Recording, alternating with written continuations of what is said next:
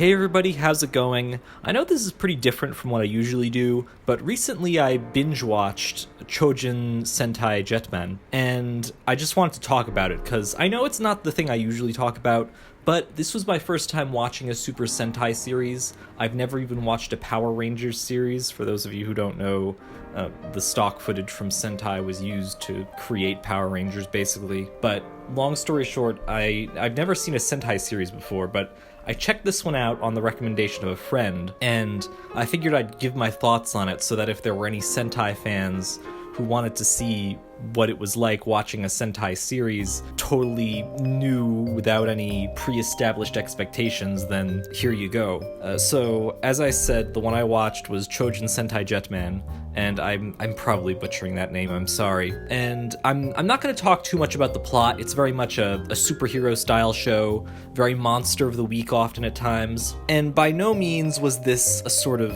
masterpiece of a show. It was very cheesy and fun, I should preface. I very much enjoyed the show. It was a very fun time, I really liked it. It's very, very cheesy though, in terms of special effects and editing and fight scenes. The fight scenes are so goofy and ridiculous, but I think if you enjoy stuff that is that type of goofy and ridiculous, then you'll really enjoy the show. From visually speaking, it doesn't hold up that well, but in terms of energy and fun, I think it does still hold entertainment value to a modern day viewer, depending on that modern day viewer. For me, it did at least. I've watched countless episodes of classic Doctor Who, so I'm prepared for bad special effects, okay? What I really found interesting was, well, first off, I'm going to actually start with the villains, because when it started, I really just looked at these as very one-dimensional bad guys who didn't have much of a purpose. As the show went on, however,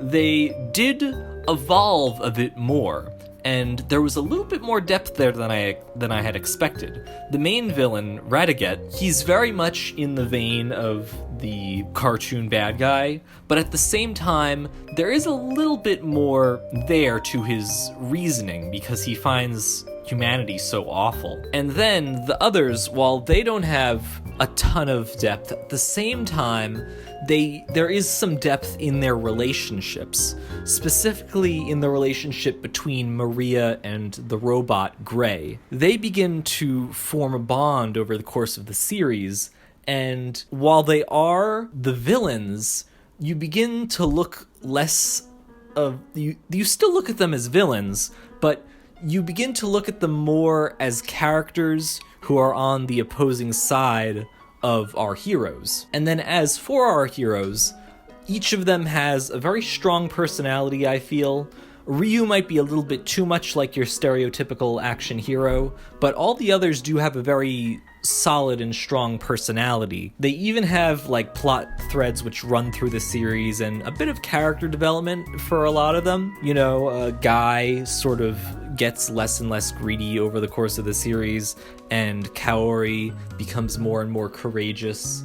So stuff like that. And so you do see these characters develop a bit, and over time, once you begin to adjust and get more used to the ridiculousness of the fighting and the cheesiness and the special effects and whatnot, you do begin to get pretty invested in the show, to my surprise. Again, I want to preface, this isn't a grand masterpiece or anything. I think the major thing holding the show back is the amount of unimportant or redundant episodes, should I say. It's very Monster of the Week, and while they are able to do a lot within that Monster of the Week format, oftentimes I very much felt like, okay, we're going through the motions here, where they have some hijinks, they fight the monster, they defeat the monster grows to be super huge, and then they call in the giant robot, and at its worst, it can feel a little too redundant.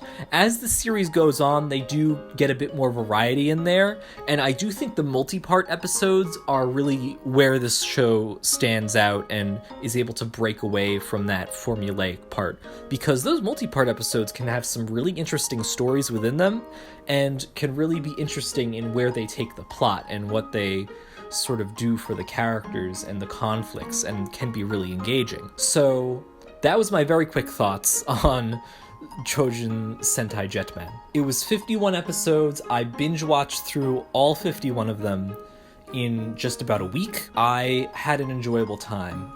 I didn't want to go too in-depth here because that's just such a vast amount of material that I feel like I would be pressured to just dive in and make like an hour-long video talking about the show because, again, 51 episodes, there's a lot to talk about.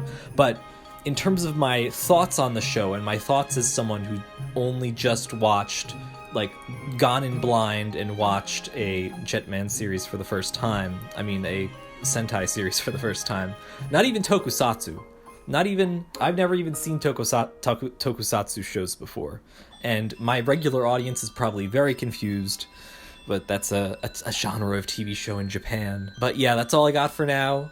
I didn't want to ramble on too long. I didn't want to get too crazy with it. I just want to give some of my thoughts on the show. It's not a perfect show. There are some moments where it's like, are we getting a bit too repetitive, or are we getting a bit too limited within our episodic stuff here? It can be up and down, but overall, I really enjoyed it. I don't know if I would recommend it to my viewers on this channel because it's so radically different from what I normally review, but I just thought I'd give my thoughts because I promised that friend I would make a video, and I'm making the video, gosh darn it, so that's what I think. If you've seen any Sentai series, then feel free to leave your comments down below. And if you've seen Choujin Sentai Jetman, more specifically, then leave your comments on the series down below. I found it enjoyable, I found it a cheesy, fun time. It wasn't the sort of entertainment where I'll be as critical of it. But yeah, that's all I got for now. Like or dislike if you want, subscribe if you want more reviews and content like this. And I thank you for watching, and I hope you have a lovely day.